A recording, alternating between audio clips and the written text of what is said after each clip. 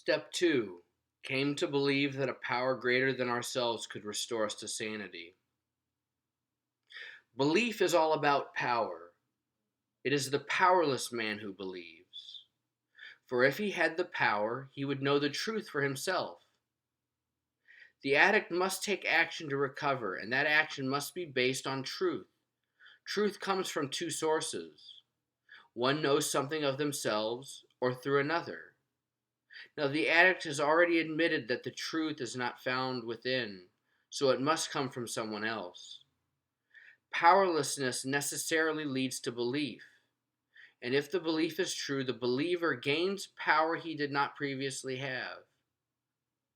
Belief is also an act of power because it allows the addict to come to a truth they would otherwise be unable to come to.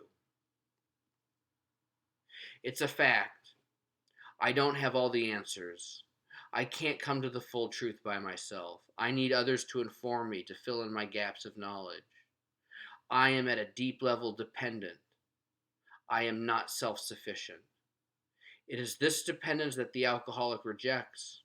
The alcoholic tries to assert with his life that man is indeed an island, and therefore makes himself dependent unto slavery. It is a humbling truth that we need other people to come to fuller truth. The necessary truth of recovery only comes to us through the fellowship. Recovery exists in the fellowship. It does not exist in the individual.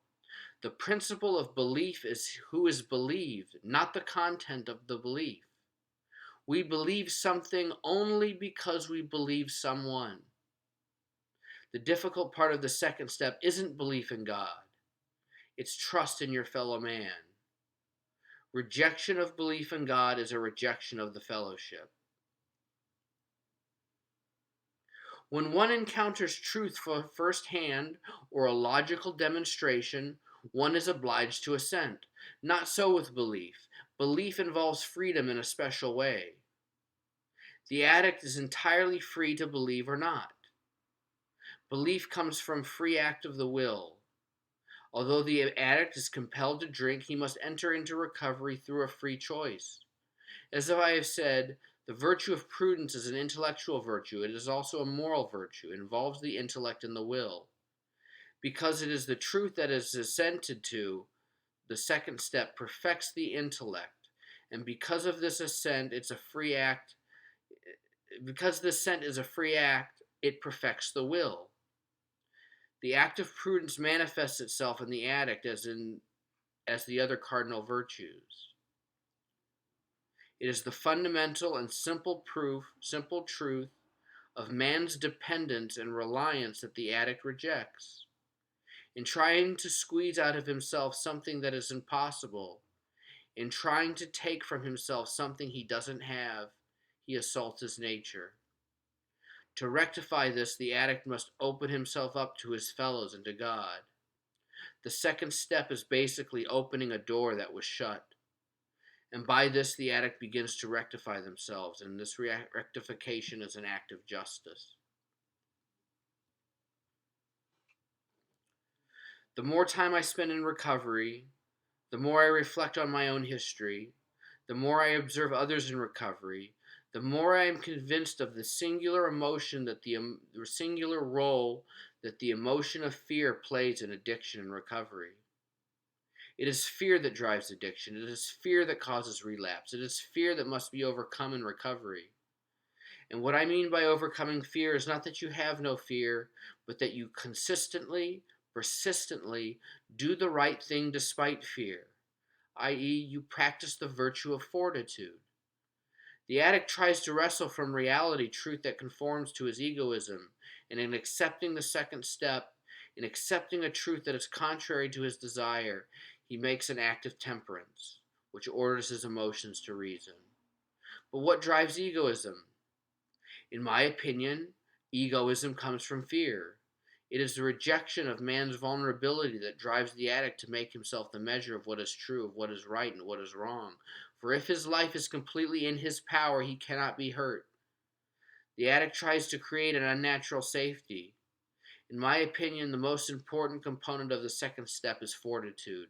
opening up oneself to admitting the necessity of the other, despite fear, despite vulnerability.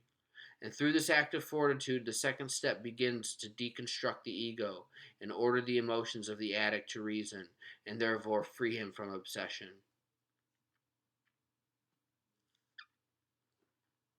Man fears the unknown. Another component of fear around the second step deals with the unknown, an unknown cause and an unknown effect. God is unknown, and so is sanity.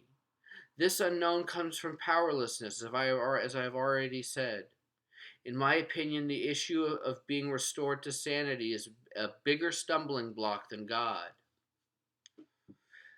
As I've said before, Dr. Silkworth said that the alcoholic cannot differentiate the true from the false, that his alcoholic life is the only normal one. At this stage of recovery, an option is proposed to the alcoholic, that of sanity. That the goal of this process is to gain sanity. In early recovery, the addict has no idea what this even means. And I'm talking about myself here. When I was first introduced to the concept of sanity, it meant I didn't know what that was. So the purpose of this process leads to an unknown, and this gives rise to fear. He hears the addict will be rocketed into a fourth dimension, that he will find happiness and serenity in recovery, but the addict doesn't know what real happiness is. To them, drug elation is happiness. The addict must let go of the known and enter into the unknown. At this point, the addict must accept that they are going to live a life that is currently unknown and incomprehensible to them to move forward.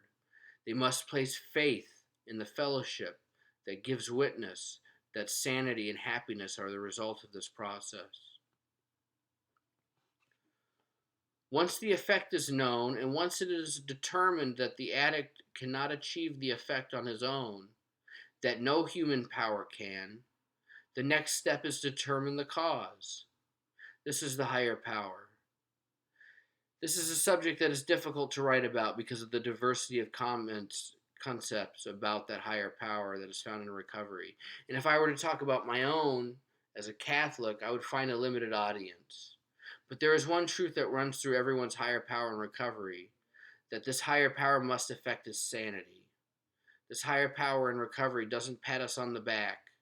It doesn't appease our egoism. It doesn't make us feel good about ourselves. It doesn't make us feel comfortable and safe all the time. It doesn't give us a life of ease with no struggle. It does one thing: it affects and maintains sanity, a process which is intrinsically difficult and uncomfortable. In admitting a higher power that will affect sanity, the addict is acting contrary to his desire for a higher power that makes him comfortable.